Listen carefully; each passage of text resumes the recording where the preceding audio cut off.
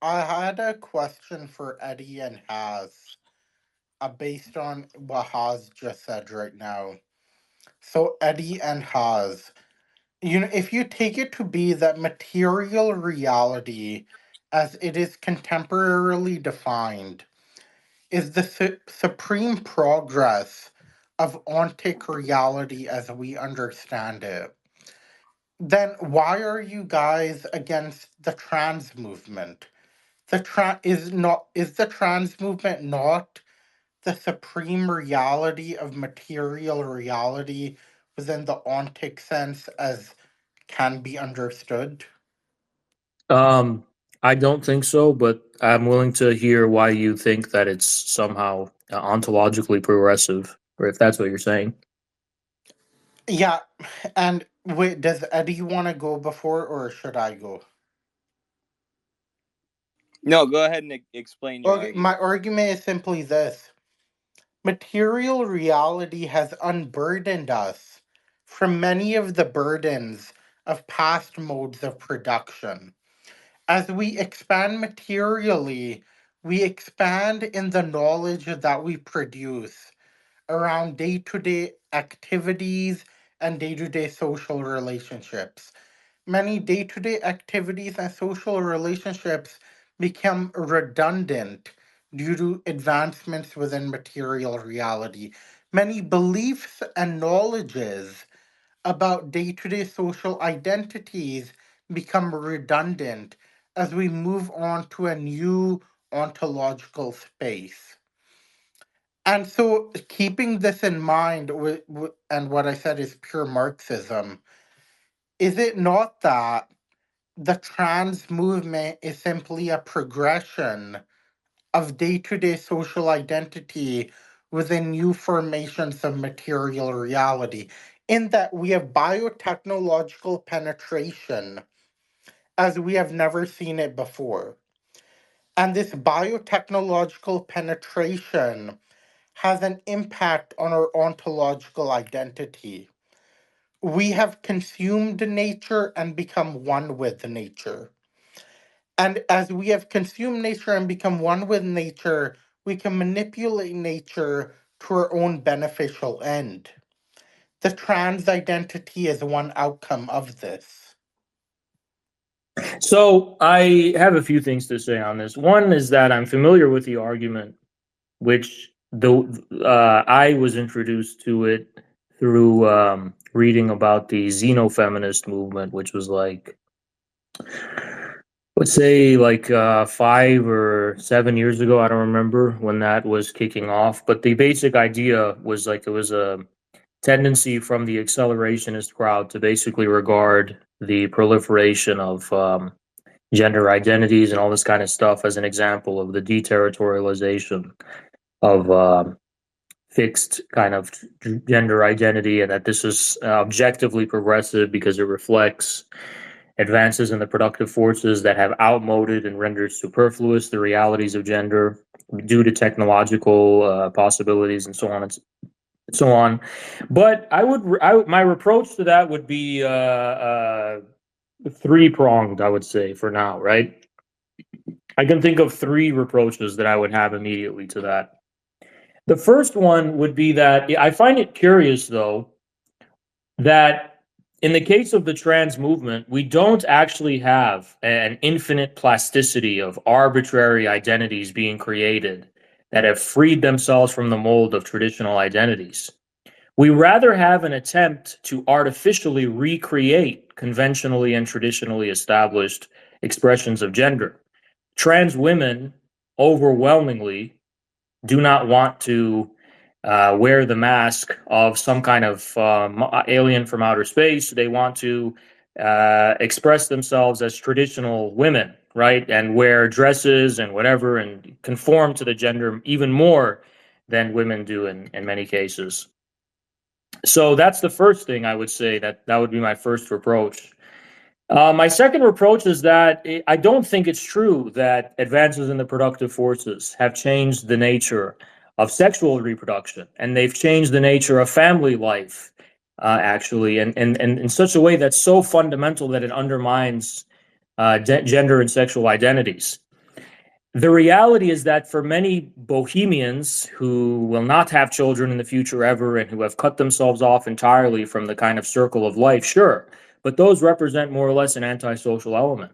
For people that are still having kids, for people that have to deal with the shared responsibilities of a household, for women that have to deal with the responsibilities and the pains and the labors, literal labor, right, of giving birth to children and raising them, the wisdom of old family values reasserts itself, perhaps in new ways, but the new ways are superficial. Are you going to use an iPad to pacify the kid, or are you going to use a pacifier, or are you going to, sing them songs for a lullaby? The reality of technology hasn't changed the objective basis of family life itself. Family life, in many ways, has been disrupted and changed by capitalism, but at the fundamental level of the burdens of the past, the fundamental level of men having to protect women and the household and having those specific kinds of responsibilities, this hasn't really been disrupted. And to the extent that it has been disrupted, it's actually exerted itself as a great degree of anguish, pain, and confusion. So that kind of leads me to the third prong of why I would reproach that argument, which is that I think it also neglects how, just as much as we see a rise of these experimental gender identities, rather than people being unburdened from these past forms of identity, we see an even greater degree of fixation and obsession with them today, even more than before, with the rise of red pill and manosphere communities, with the rise of trad living kind of lifestyle ideologies. All of these things have accompanied the technological changes you're talking about just as much as LGBT stuff has, right? So to pick and choose one as progressive because it's a consequence of change and the other as reactionary is arbitrary, because they're both consequences of the change. Now, you may say that one is a reaction and one is a full kind of unconditional embrace, and that's the extent of how the relationship is defined. But I think that would also be an arbitrary argument. Why isn't it that transgenderism isn't reactionary and attempting to resist the implications of changes in the social and relations and forces of production at the level of the new responsibilities and challenges faced by men and women? What if transgenderism is a reactionary attempt to escape that and instead, abscond the responsibilities of a new masculinity to just go and, pretend to be a woman? And I'm speaking in terms of devil's advocate. So I don't find the argument particularly convincing, but that's my response. So if I could respond, I would Yeah. say number one, you said gender identities as their modern conception of an infinite amount of identities around gender and sexuality. You said that these identities are essentially based on revolutions within current gender forms. But is this not simply Marxism? Of course, there is a past. You insinuated that because these multitude of new gender identities come from past forms, they are somehow, negated by the theory of Marxism. But is that not the theory of Marxism, that past forms create new forms? And so that is point number one. And point number two, you talked about the disruption in family life. But was Marx and Engels, who are the theoreticians who, I believe in Marcuse. I'm a follower of the Frankfurt School. You might not be. But, all of our ideologies are fundamentally based on the work of Marx and Engels. And were Marx and Engels not philanderous adulterers? And so Right. has you Marx was not. Marx was not at all. He was a dedicated family man. Just point of history correction. Yeah, and I would also say that Engels' adultery was Please, not. can you go to my point 1, then point 2? His Can you go to Sure. point 1, then point 2? Yeah. Point one is that you're saying that all revolutions involve the utilization of prior forms and the combination. That's actually not true. Revolutions involve qualitative changes in form, and in a sense, the reproduction of a common essence and content that survives that qualitative transformation. So, for example, in revolutions that occur within the history of a single nation, as it was presented within Soviet Marxism, there are qualitative transformations that occur at the level of relations and forces of production, but this qualitative transformation at the level of form simultaneously preserves a common historical continuity, which is the essence, the underlying essence. This is true, for example, even in the case of gender expression. Blue jeans were not always considered an example of masculine gender expression. Likewise, women's fashion across the 20th century has changed to an immense degree, and there's an incredible degree of qualitative transformation at that level. But what do we see? We see a common essence that's reproduced through, and not only in spite of, but through the qualitative transformation itself. So this is the notion of revolution within Marxist humanism, right? Revolutions do not ever negate the essence of humanity. The qualitative development of humanity is actually what participates in the essence of the human. And so you could say the same thing is true when it comes to men and women and their fundamental sexual relation between men and women and sexual division of labor between men and women, actually. It can change qualitatively, but there is a common essence that survives, not only survives these changes, but is precisely reproduced through them. So that would be the Marxist view.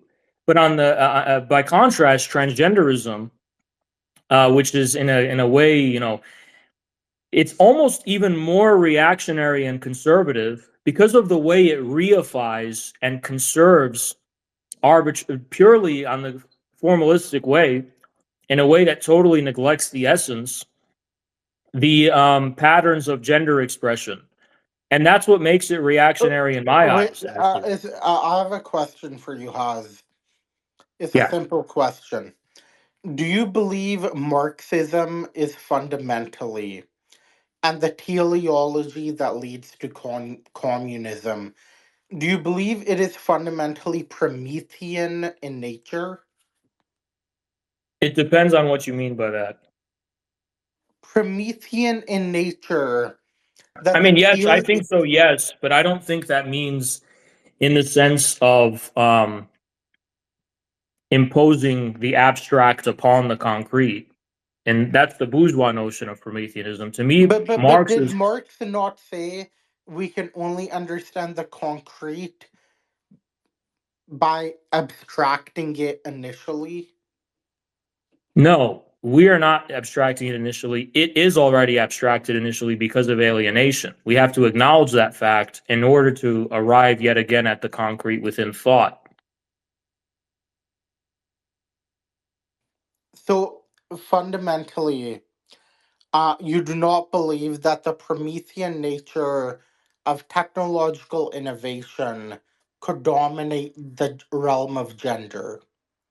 That for No, some reason, that the Promethean nature of scientific and technological innovation will not go in to the delineation of distinctions within gender.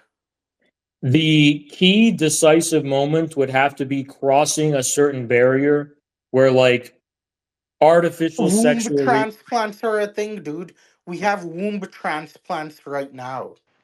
Can you shut the fuck up and stop cutting people off? Straight up. So what I was trying to say is that there would have to be a fundamental delimitation that affects the logic of sexual reproduction biologically itself, which modern science is not capable of, and I don't see it as capable of that within the foreseeable future.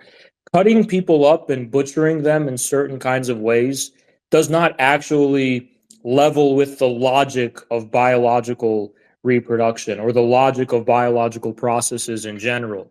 They rather impose a mechanistic paradigm and thrust that upon biology. And yeah, that can be compatible to certain respects, But biology and biological processes obey a logic that's different than just chemistry and just mechanical physics, right? So when it comes to biology itself, the reality of sexual reproduction is not one that science has been able to render completely plastic and malleable to the whims and fancies of consciousness. So you said something really interesting. You said that, essentially, you said that biotechnological penetration into the space of gender is not at an heightened enough level right now. I don't think it'll ever be. Even as we have CRISPR, as we No, I have have no faith. I have no faith. No, no, I have no faith in CRISPR technologies.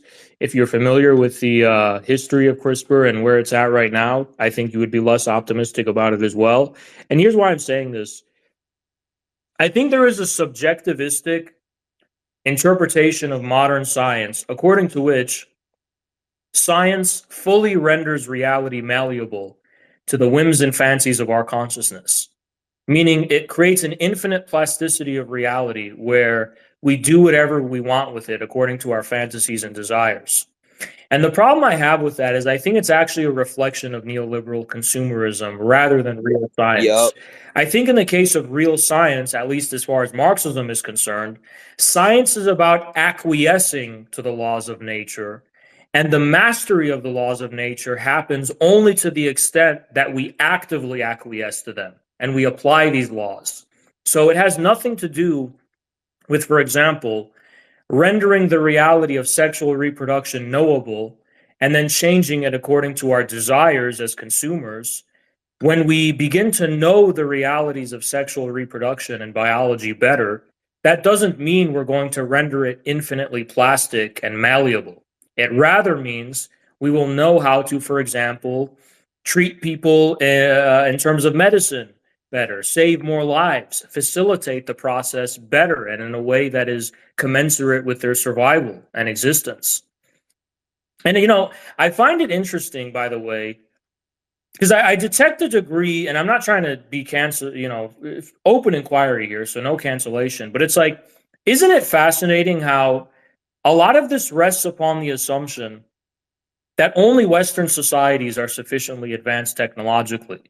But when we look at societies that are even more advanced than the United States of America in terms of the integration of technology within their society, like China, we don't see the proliferation or polarization of society along the lines of the transgenderism issue. China actually seems to seamlessly render harmonious modern realities of gender, such as women in the workplace and professionalism, with traditional forms of gender expression and family life, such that there's a continuity between the two. I would ask you, why doesn't China have this problem if it's true that this is just a consequence of changes in the forces and relations of production? So I can answer that. So I'll give a two-pronged answer. Number one for China. China has only recently, within the last 30 years, initiated a pathway of capitalist modernity. If you look at Chinese fashion trends, which I'm very interested in, such as how much does China consume Balenciaga or Louis Vuitton or etc. every single year, it increases an extraordinary amount. And every single year, on top of this, Chinese acceptance of homosexuality and transgenderism increases an extraordinary amount. Can If you you cite look at this? it, Can you I cite? can, I can. Yeah, because I would If you contest look, that. if you look at so Vijay Prashad, his Tricontinental Institute, who he's the president of, he had a speech about this. If you look at 1990s China, they had zero transgender or gay people on their TV stations. Nowadays, one of the Now they have one. biggest they have more than one. They have multiple homosexual or gay uh people on TV. They have one transgender person multiple gay people. The one transgender And person was actually. but if I could just finish for the China point, China has only entered this type of capitalist rationality that we call modernity, and capitalist rationality, it unbounds you from tradition. It takes you away from traditional modes of being and traditional modes of living. China has really only encountered this. I think that And in many, well, if I could just finish, in the last couple of decades. And so Eunuchs weren't traditional? you're we just, have listen, with all due respect, you're just repeating the same point, and I'd like to address it before I forget about what I wanted to say. Oh, okay, go I ahead. hear you I loud had and a clear. second point. I'll say my second point after, but go ahead. Yeah.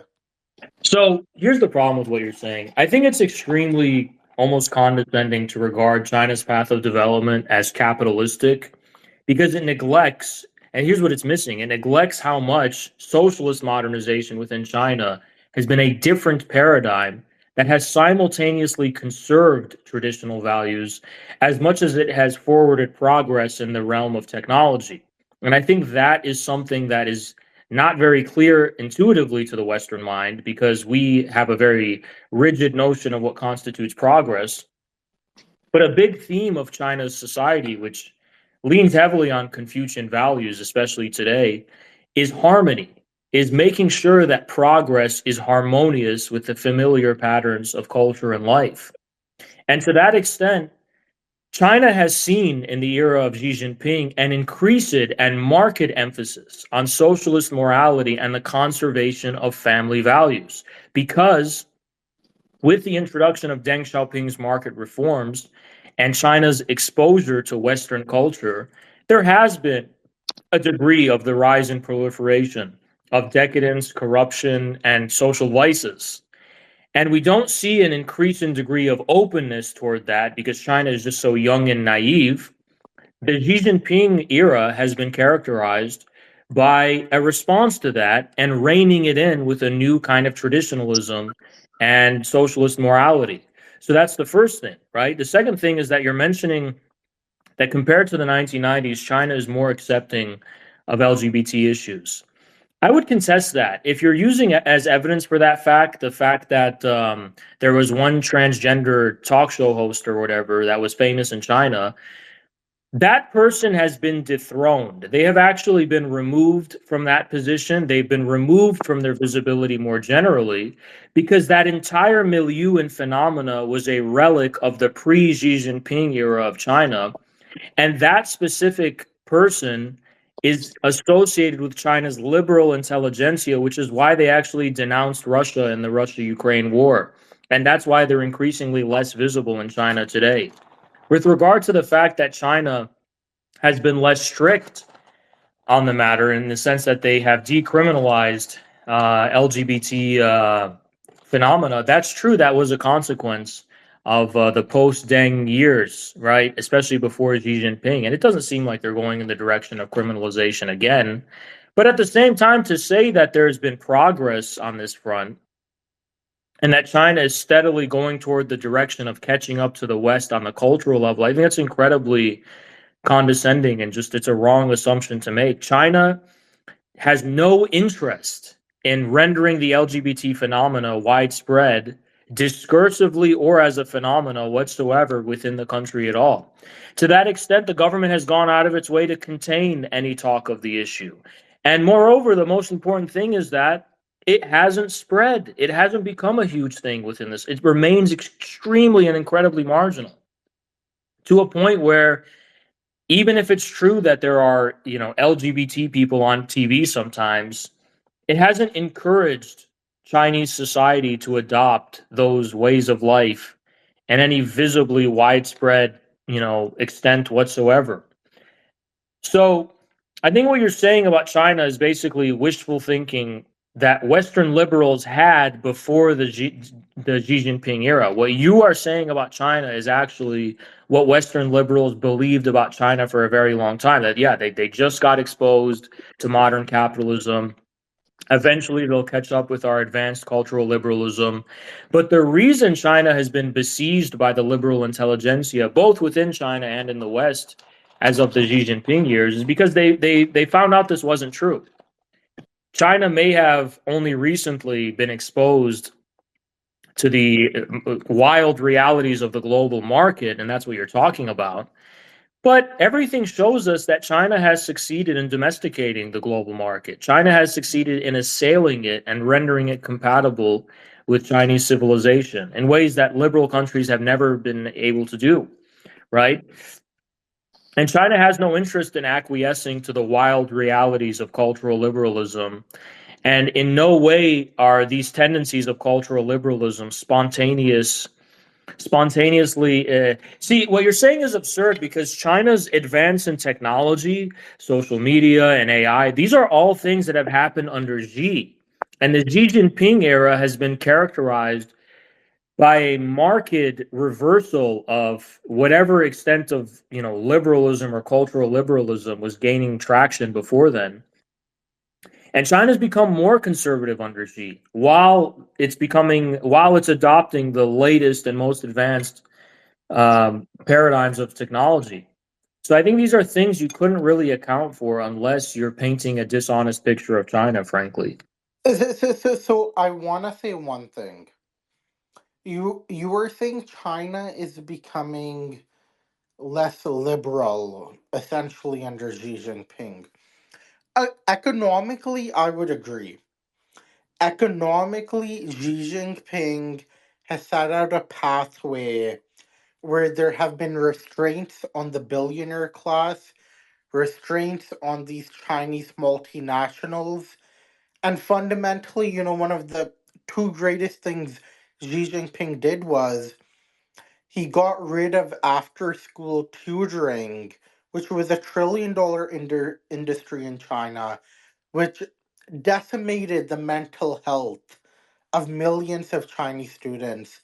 And he also got rid of essentially the video game industry and the real estate industry. Xi Jinping said real estate will not be a speculatory product. Real estate Sorry, there's is also the thing of banning feminine men on TV. uh, that was discredited by Benjamin Norton. Do you Ben think Ben Norton was Norton. telling? Do you think Ben Norton was telling the truth though? Why would Ben Norton lie about this? Because he has a vested interest in liberal To push the ideology agenda. because he himself is a cultural liberal fanatic. I mean, he believes in it wholeheartedly. Who uses existing socialist projects to push that, sometimes mischaracterizing them, in order to push the idea that all these socialist countries are culturally liberal when they're not. Because fundamentally, just like your entire argument, and like I said earlier, you and Ben Norton agree somehow that uh, capitalistic imperialist nations somehow have a progressive role to play in human civilization as a whole. Um, the entire concept of what you're describing at its core is once again this logical fallacy. It's a leftover from social democratic thinking. Kyle, I have a question for you. So when Marx famously stated in the Communist Manifesto that everything that is solid melts into air, did he mean this in a negative connotation or a positive connotation in relation to traditional modes of being? I'm not sure that he necessarily thinks in the logic of positive and negative in this sort of moral No, quandary that no, you've but we placed it in. do I think he's simply stating a fact. no, but we do understand that Marx conceived of this capitalist rationality and logic that unbounded humanity from feudal and religious modes of being as fundamentally a positive thing. Well, you That have to you need remember you, you have to remember though that this was in the context of the pre 1848 revolutions of the springtime of nations, where Marx and his fellow communists wrongly held the belief that the bourgeoisie was going to play a progressive role in challenging the vestiges of the ancient regime across continental Europe. After the aftermath of 1848, they quickly realized that the bourgeoisie and the capitalist class were not actually going to play a progressive role, that they actually started to fuse with the aristocracy of the landlords and the feudal order. And actually that the strategic kind of mapping of this situation in Europe, where they believe that, ultimately the capitalist class is going to usher in the destruction of the hypocritical and monstrous kind of vestiges of the ancient regime, which, by the way, weren't real. It wasn't real feudalism. This was actually, as Lenin would later discover with the rise of imperialism, this was actually the form capitalism was taking. It was disguising itself in these older traditional relationships based on bondage and on political dictatorship and imperialism, but it was actually just as modern as liberalism, right? So I think granted, there is a conventionally held assumption among pre-Leninist Marxists, which is more or less that yes, capitalism is playing a necessary and progressive role to outmode the vestiges of traditional feudal society, and that this And is. if I could speak to that, Haz, But I if I think could also, but we were talking about this, and I just want to ask you a quick question. When it comes to the Israel and Palestine question, has Israel or has the Islamic and Arabic societies done more to represent the triumph of liberal capitalism over feudal modes of production? Go ahead. first of all, that question in its wording, you understand that you did that purposely. But what would you Uh, say though? Would you say that Israel is more liberal or Palestine is more liberal? you, what I would fundamentally say is this: that the self-recognition of nationhood within entity groups is fundamentally progressive in nature. When you go beyond the tribe, when you go beyond your simplistic community, and you see yourself as a nation, as we know through Marxist history, that is progressive. So the conception of Palestinianhood, which includes Palestinian Christians and Palestinian Muslims, Shia and Sunni, it is fundamentally a progressive entity. And for your question of, is Israel the more progressive force within the region? Yes or no? Okay, I'm I'm asking you gonna from the be. I obviously I'm listen, gonna be listen, hold blunt on, hold here. on, hold on. I'm gonna be blunt here. I'm gonna be blunt. No, it's obviously no to So anyone, so so but you're so, being so dishonest about what? your own commitments when it comes to your interpretation of Marxism. Because according to the view that that the ruthless process of alienation and all that is solid melting into air, well, that kind of sounds like the Nabka to me. That violently uprooted the Palestinian people from their traditional ways of life and their traditional way of existing. And actually, there were these Zionists, quote unquote, lefts who explicitly had this interpretation in 48. They said the Arabs were a bunch of reactionaries and we're the ones heralding modern, progress. We're modernization. So to say that all that is solid melts into air is somehow good, according to Marx, I think is extremely in bad taste. And I'm not trying to cancel you and corner you as a Zionist, but understand what that actually means in the real world. I'm not a Zionist. Don't call me a Zionist. Right. Well, But you in just provided hold like on, the hold on. labor But Zionist answer. listen, in the real world, quote unquote, all that is solid that melts into air is an extreme. Forget about Palestine. Forget about colonialism for a second. That perfectly describes the enclosure movement. Was the enclosure movement in England progressive? Absolutely not. It was a vicious, barbaric, and violent process. And it's true for every form of colonialism in history, every form of the rosy dawn of capitalism, as Marx describes it, is by no means a good thing. It's an extremely violent, dehumanizing process. And to say that this is a necessary stage and a necessary precondition for socialism is a notion that has been frankly discredited not only by the late Marx in his writings about the Russian Commune, but by Lenin himself. And this is the whole purport of Leninism, is this rejection of Menshevik stagism.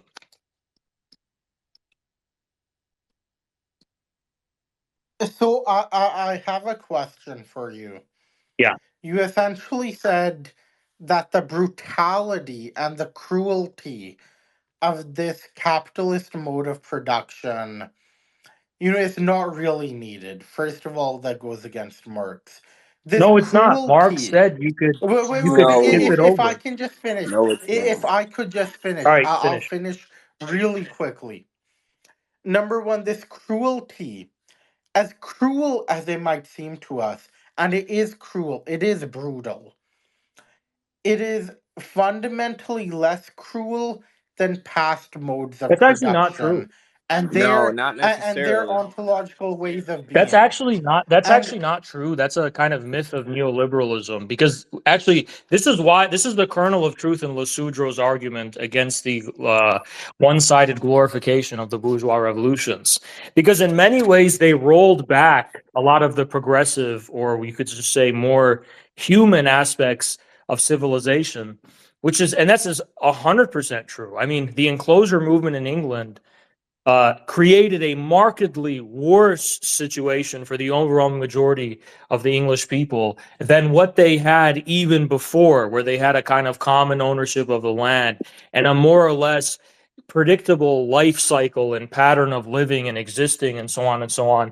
And the violent process of dispossession and expropriation of people from their means of production by no means produces a better outcome. Actually, I would say that industrial capitalism but actually led to a marked deterioration in the quality of life in general for humanity. This was only offset by the labor movement and by the proletarian forces of society, which exacted concessions from the state and from the ruling class by force. And had they not done that, they would have been grinded into worms and reduced to a barely human existence. So I would say that's fundamentally wrong. And that finally, you're wrong about Marx. And this is the most important part.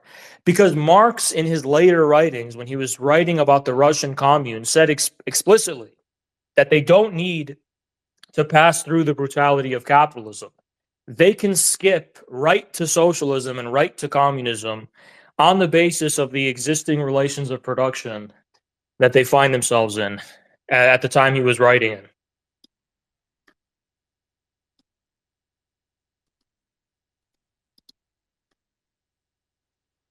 uh so if I could just say one thing, and I'll be brief here.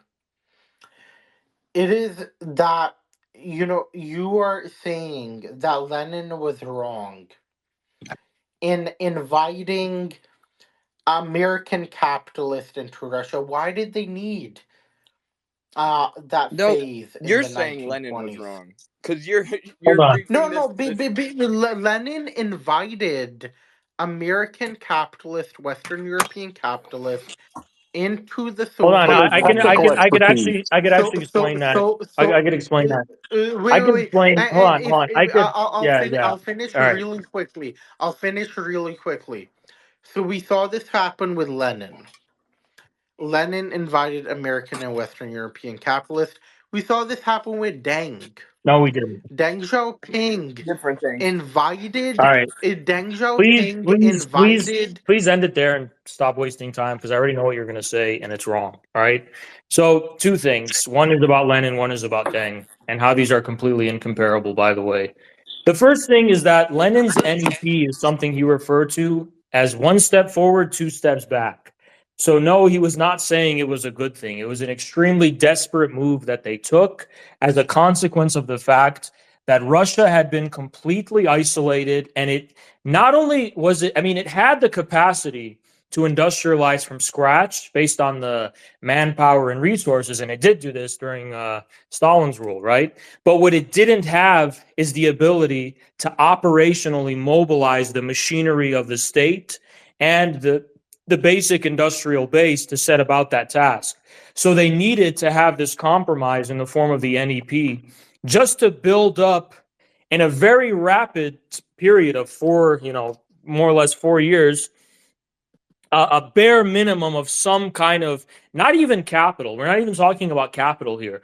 We are talking about operational existence. They needed to build that up very quickly so they could have a basis from which to set about the construction of socialism. Now, what's different about that in the case of Deng is that in the case of the NEP, there was a partial compromise of sovereignty in the form of compromise with the kulaks, in the form of compromise with elements within civil society that were pre-revolutionary that couldn't be completely overwhelmed and conquered at once. The state, the proletarian dictatorship, in a sense, literally had to retreat, okay, before these elements. So the proletarian dictatorship, in some sense, was temporarily compromised and rendered extremely vulnerable.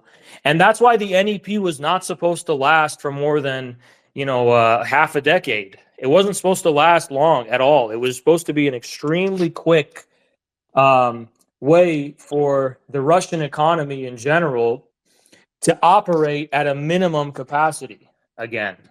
And that because it was destroyed so thoroughly by the Civil War, which, by the way, the Western powers were responsible for in huge part.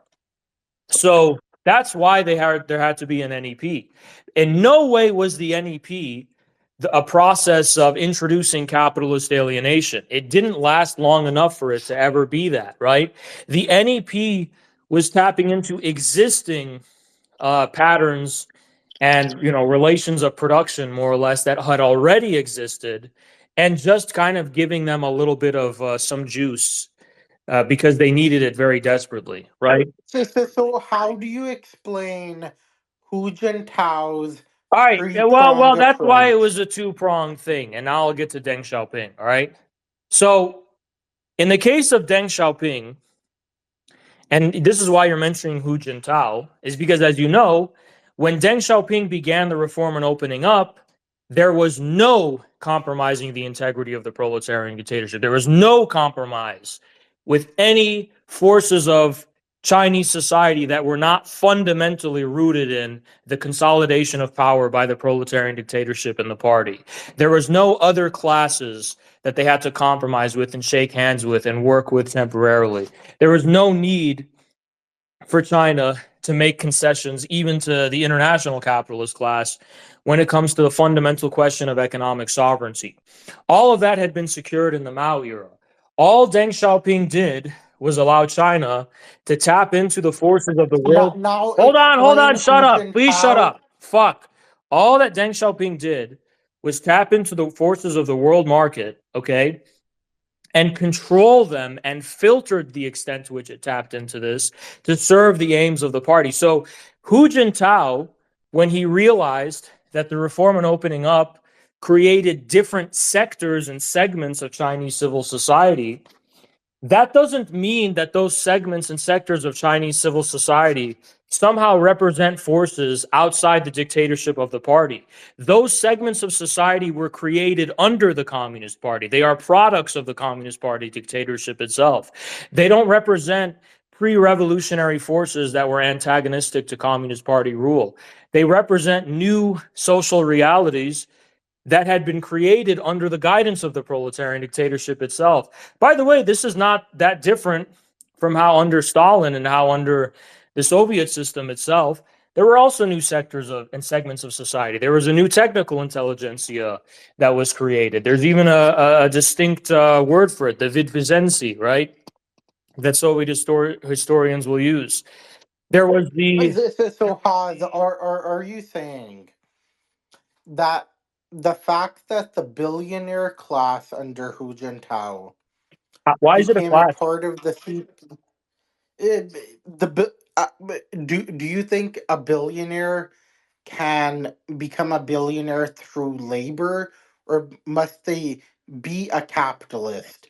Within our contemporary realm, to become a billionaire, can you become a billionaire through labor, or must you be of the capitalist Do you orientation? think that managers in a socialist planned economy are laboring? They are, yes. How? In that they go to work, What's the work? they You don't think analyze, you don't think they, these quote unquote billionaires are going to work as well and they don't have official jobs and titles? this is where the RCP is actually gaining a lot of steam, because a lot of communists are tired, RCP as an IMT, a lot of communists are tired of, this Thanksgiving charade we give to China, Why does it, where hold there on, what are does it billion actually mean to be a billionaire in China? Can you explain why they're called billionaires in your own words? to be a billionaire in China, from the what I understand, is that you own a Stop there. company, Just you stop own there. a Just stop. manufacturing Just unit. stop there. How do they own all of this wealth? How do they own it? What do they give me an example of a single billionaire in China who owns billions of dollars worth in wealth and they actually own it individually? So I understand you're talking about the fact that no land in No, I'm China not just talking about can land. I'm actually actually be talking owned. about the enterprises themselves directly. Name me a single enterprise that is owned by a single person in China. That's a big enterprise, not a fruit stand. China is fascistic, yes. And there we have it. There we have It, it. I mean, so it, why did we go? But it, why did we go from China being why did we go from China China? allows Hold a on. billionaire Why is it class. that we so very quickly went from China being a paradise for transgenders acceptance to being a fascist state? How did that happen? China can be both. China is influenced by modernity, but it is also reactionary against modernity, So because the CPC is a you're not even doing what the red libs will do, which is to attempt to defend China by saying, oh, they're pro LGBT, they're pro transgender. Not only do you smear China by calling it pro LGBT, but you don't even spin it as a positive thing. You're actually a fascist dictatorship. I mean, you give China nothing. You give them no credit.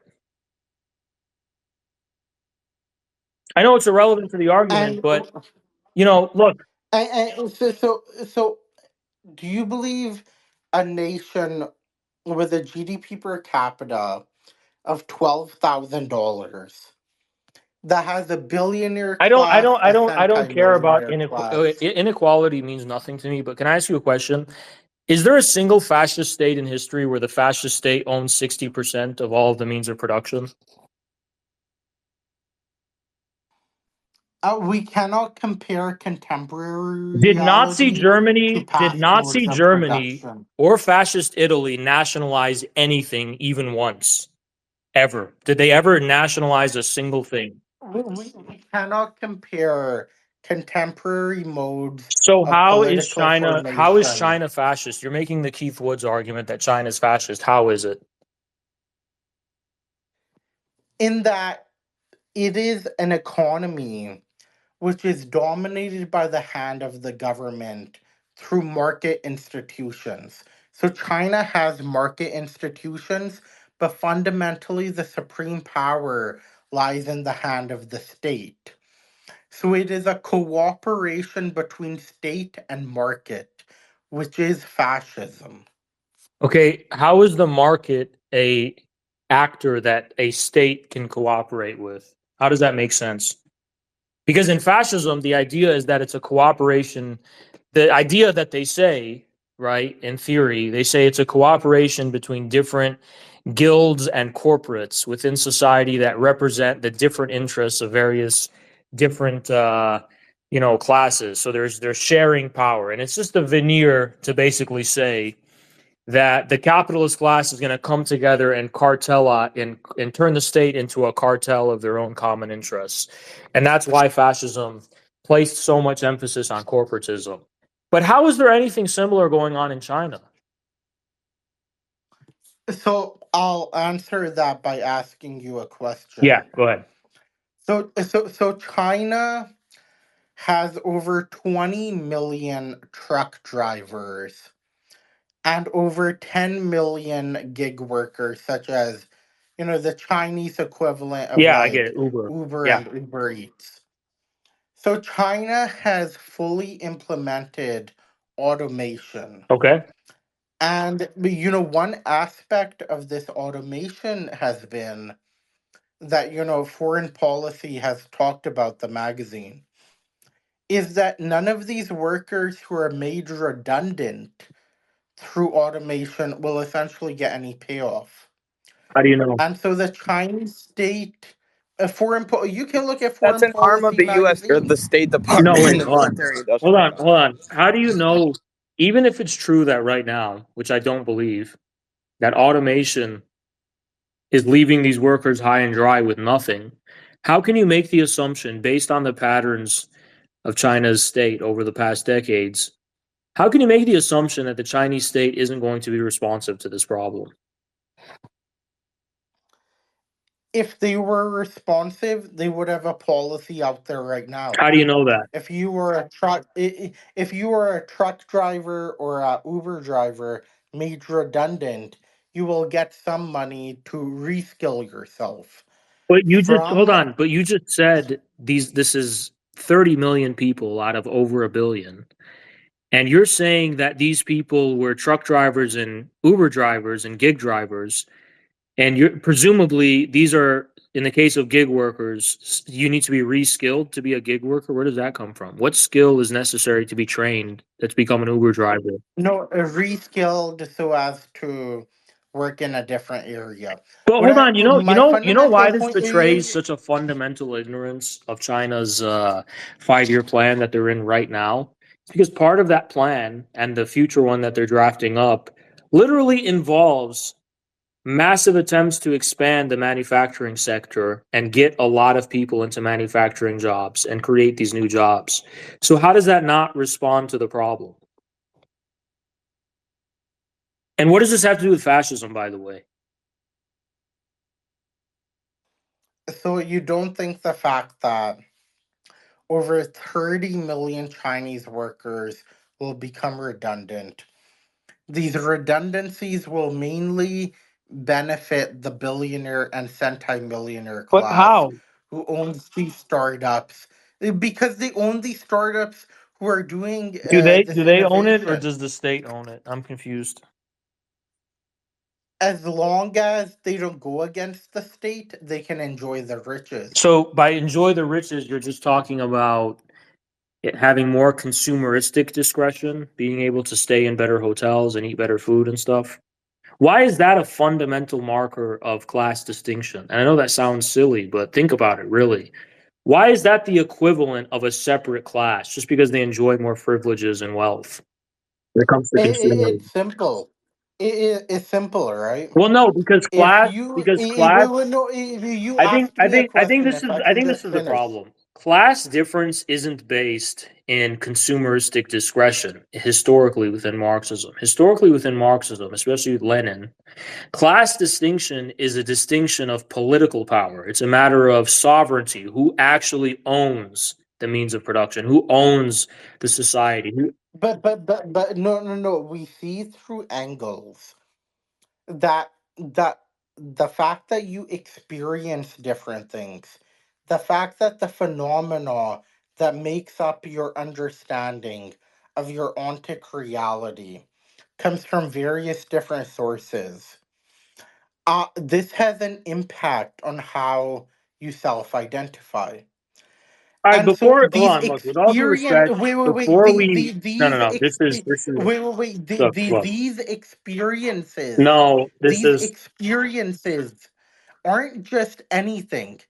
They distinguish and make people delineate Wait, hold between on. But themselves. you're saying the opposite of what Engels and Marx said, for that matter, which is that inequality will persist under socialism because people will always experience and do different things on account of the fact that there are objective and unavoidable differences between people. And that's what they said. They said some people have different skills. Again, you're kind of misinterpreting things in that they are talking about the reality of the fact that all people have the ability to participate in all things. What we were specifically That's not talking true. That's about, not true. If you're in a wheelchair, can you compete with Usain Bolt in the Olympics? Can you participate in running? you at least have the ability to do so. No, you don't. You at You least have the really chance don't. to If you're do born so. without legs, can you compete in the Olympics with Usain Bolt? So you were saying that the Chinese billionaire class, we should wave this away because this is an ephemeral class, fundamentally a fluid class that is under the I am control of the denying the CPC. notion that it is a And class altogether, actually.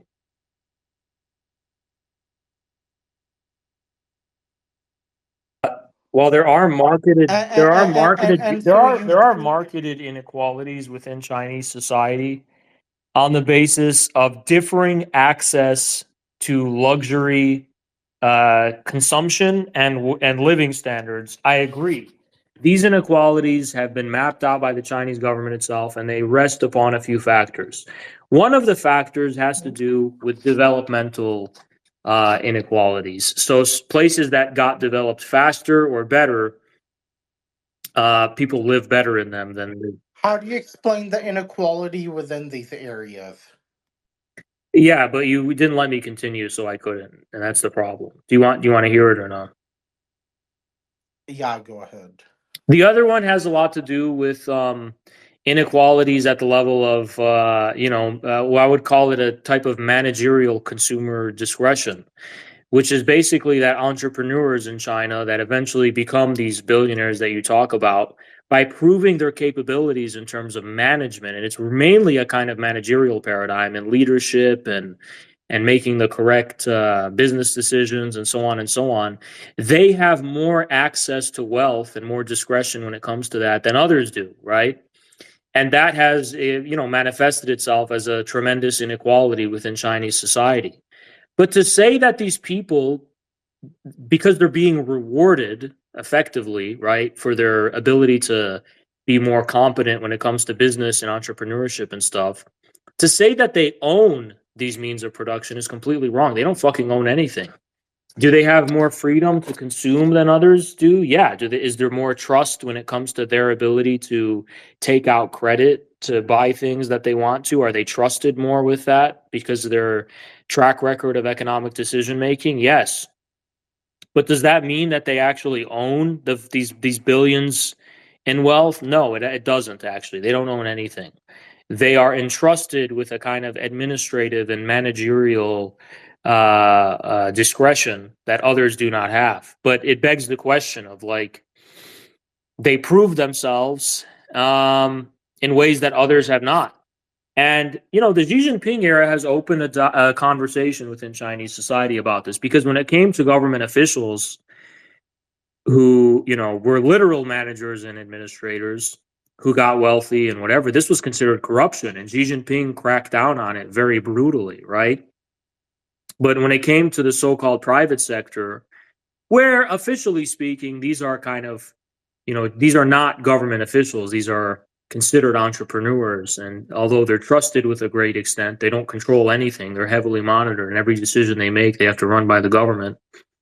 They do have an extraordinary degree of wealth. And I mean this in the sense of, they can send their kids abroad. They own many cars and mansions and all this kind of stuff. And it's opened a conversation within Chinese society. But here's the thing.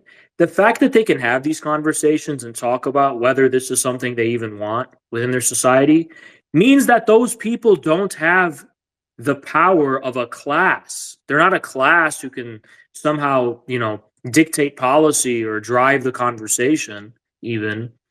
It's just a byproduct of, the reform and opening up, that some people do have just much more consumeristic discretion and access to wealth in the consumeristic sense. But it's not the same thing as access to wealth in the Marxist sense. Access to wealth in the Marxist sense is about actual ownership, okay? It's about actually not only having discretion when it comes to consumption, but having discretion when it comes to production. That's the fundamental thing that creates class distinction. And that is something that really doesn't exist. How would I put it? In a clearly intelligible way within China. I mean, does China still have class antagonisms? Yes, but it's extremely indirect, and it doesn't take the form of the polarization of society. And that's the difference. There are rather tendencies within Chinese society, for example, with the emergence of the liberal intelligentsia and these kind of forces, the seeds of it are there, definitely. But the goal of the proletarian dictatorship is to keep these forces at bay and repress them and suppress them. And this is what the state does very effectively.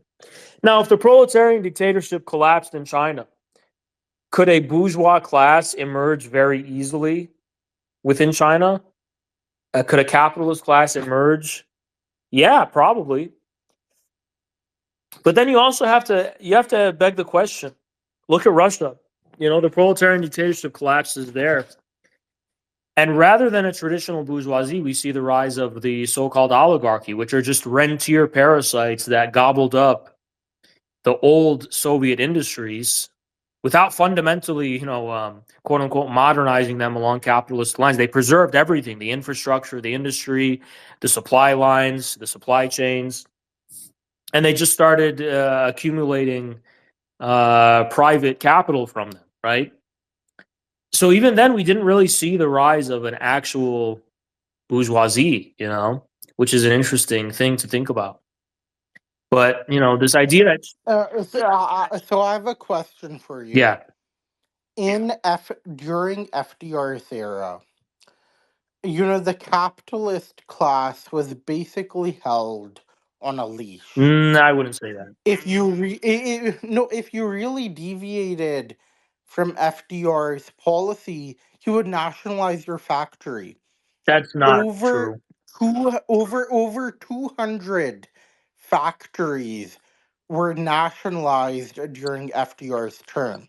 I And think, so, and so no, you're FDR. misrepresenting This history. is completely off base with Yeah, what actually happened under FDR's administration. it's I mean, nonsense. he played like such a pivotal role in like even actually crushing unions. You have no idea about what you're talking about. Hold And there on. also, I will remind you that even during the FDR era, the bourgeoisie maintained complete control politically over the entire system. And what you're And talking, in addition to this, was trying to do things like the business plot and things of that nature. So I have you're completely off this base. idea of there's no nationalization. What happens is that factories get run into the ground, and then the government comes and bails them out, and they call that nationalization. It's the same thing that happened in Italy, actually, where Keith Woods was trying to say that, oh, the what is it, the IRI or whatever in Italy was nationalizing all these companies. In reality, they were just bailing out failed capitalist cartels and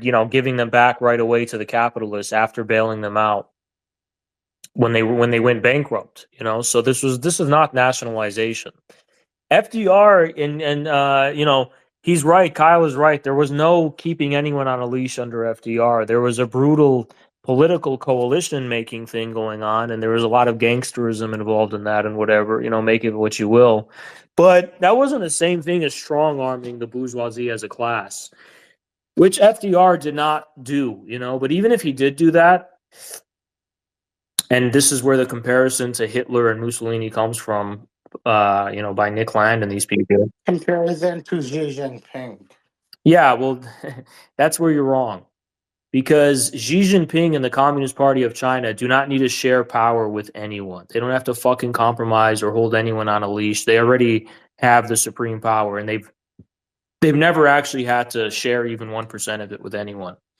So this is the fundamental distinction. There is no capitalist class. There is no class, there is no segment of society that has any significance within China today that was created independently of the rule of the Communist Party. Every social phenomena that has any significance within China today is a product of the Communist Party rule.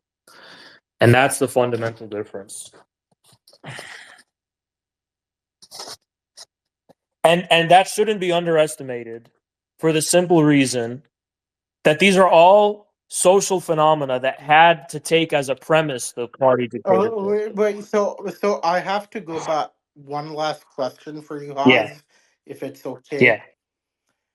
So my question is simply this. Uh, I have many critiques of China, but I do consider it fundamentally an anti-imperialist force. Russia, though, is a gangster state.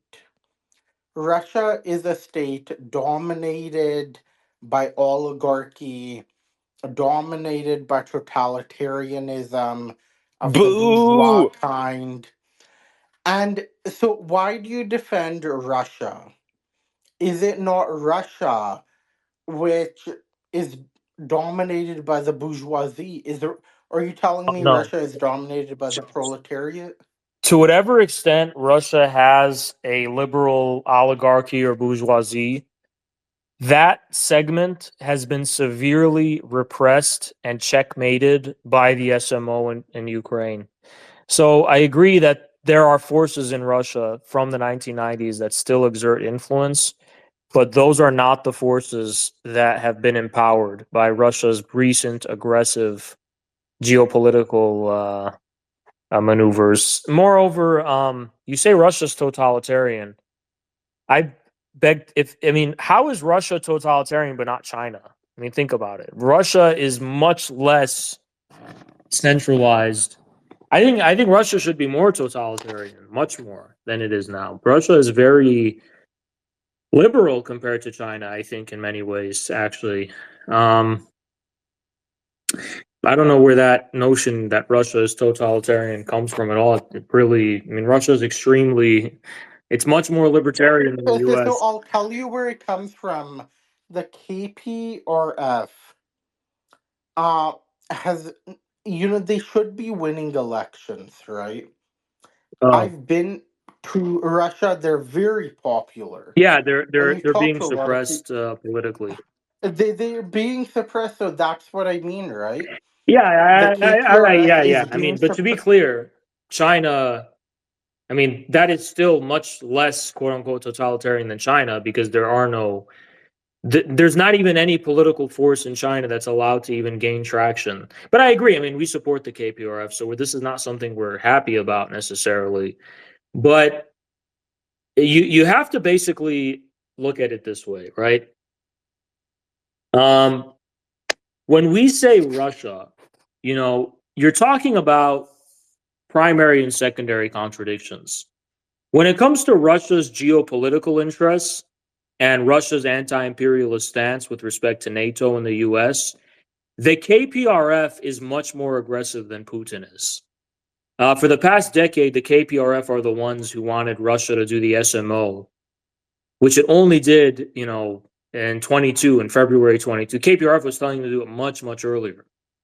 So when it comes to defending Russia's sovereignty, the KPRF and the left forces within Russia, that's non-negotiable for them.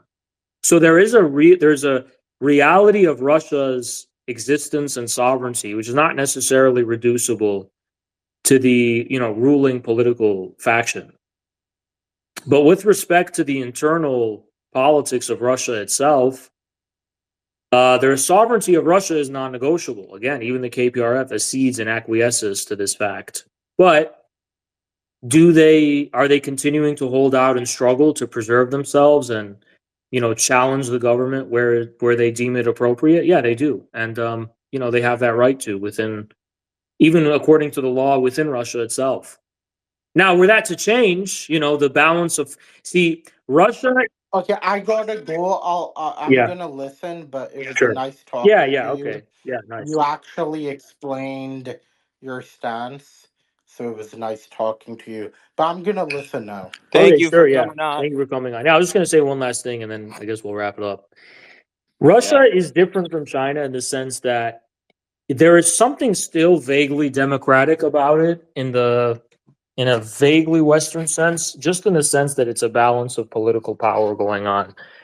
So United Russia and Putin's faction within United Russia, for that matter, they don't do whatever they want. They have to balance the interests of the KPRF. They have to balance the interests of liberals. They have to balance the interests of all these different competing forces. And for example, if they banned the KPRF outright, that would cause enough social stability to undermine the sovereignty of the state. So the focus is on stability at all costs. This is why the KPRF exists, by the way. It doesn't exist because Putin is benevolent. It exists because it represents a legitimate and major interest within Russian society, which, the government can do nothing to actually uh, to erase, So this is the reality of Russia. But why do I support Russia in general, despite these internal contradictions? Well, because all the forces of Russian society more or less can agree that Russian sovereignty is being besieged and is under attack from Western imperialism, from NATO and the US. And they want to find their own way. They want to recover from the collapse of the Soviet Union in some kind of way. And I sympathize with them fully to that extent. And I sympathize with their endeavor to basically, you know, defend their existence in a world that doesn't seem to recognize it because the Soviet Union collapsed. But in any case, we can probably